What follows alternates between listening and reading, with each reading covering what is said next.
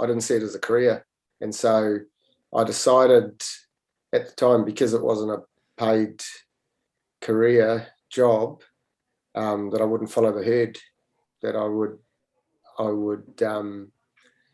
learn, I would see what others were doing, I would take the ideas that suited me best and I would apply them and be different to everyone else. You've mentioned a lot of new things, new ideas, new concepts. How come you just didn't do what everyone else was doing, and why did you always want to be inventive with But it what you're wasn't a doing? job. Yeah. It wasn't, I didn't see it as a career. And so I decided at the time, because it wasn't a paid career job, that I wouldn't follow the herd, that I would learn, I would see what others were doing, I would take the ideas that suited me best and I would apply them and be different to everyone else.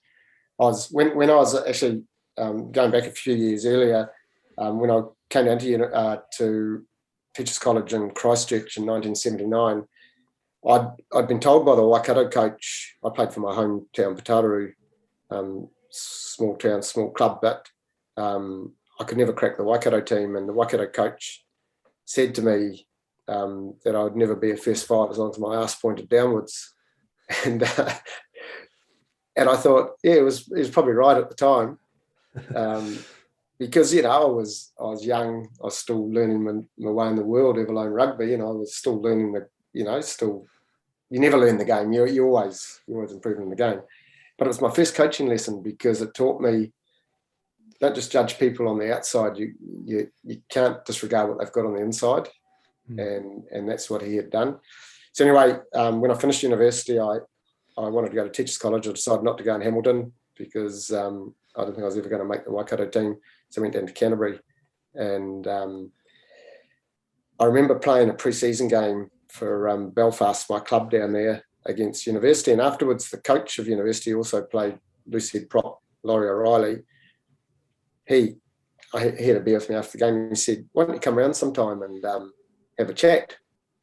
I said, "Oh, yeah, I'll do that." So I went around on a Sunday and knocked on the door, and his wife, Kay, opened the door, and I walked in, and there he was. There was Laurie standing in a dress.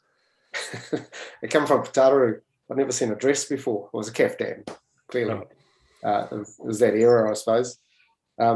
But it was the start of something really special for me, because Laurie had seen, I don't know, something in me, and we started talking about coaching. He used to run his own coaching courses, often weekends out at Lincoln College, and he brought out guys like Pierre Villepreux from France. He brought out Jim Greenwood, and it must have been 1980, I think, because Laurie got Gary Barkler, who was my halfback for Canterbury, Gary and I along to demonstrate some of the stuff that Jim wanted to show the coaches there. So that was sort of the start of me starting to think about coaching in a different way, because Laurie was different.